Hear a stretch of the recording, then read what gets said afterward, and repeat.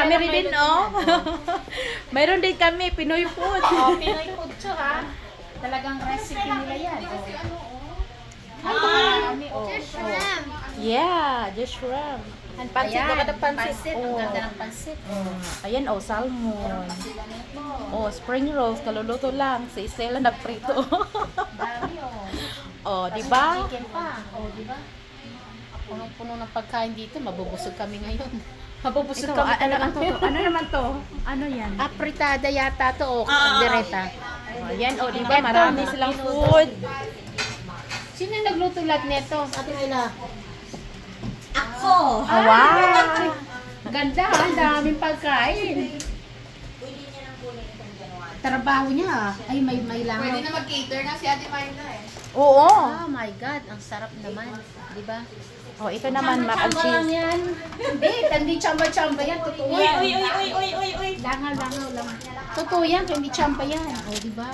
May yellow rice sila. May yellow rice. Nagre-rehearse lang kami, ha? Oh, may fried chicken.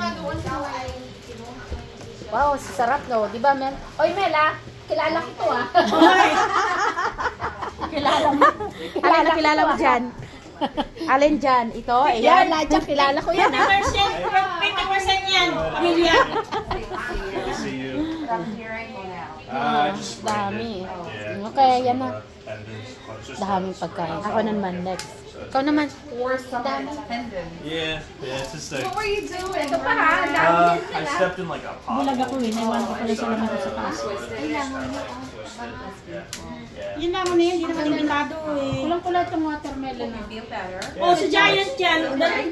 Sabi ko nga, naku, wag ka sana magugulat pag binuksan kita. Pero okay lang siya. Kaya nga eh. Eh, ilang peraso na lang. Sabi Sabi sana matamis siya, no? Matamis naman siya. tamis naman. Ah, okay. Kasi lately matamis siya eh. Nandito yung boss ko. In-invite. Ewan ko lang. Han! In-invite mo ba si Steve? Ay, makikita ang former employee. I need to get a cup. Francis wants to give me vodka. Makakapag-chika-chika kayo. Oh, ito pa, prutas.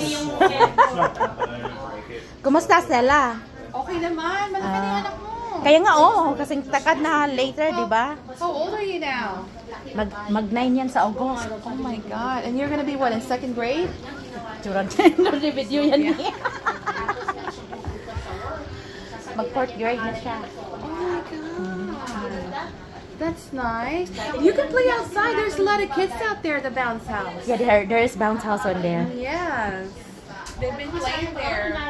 They got tired.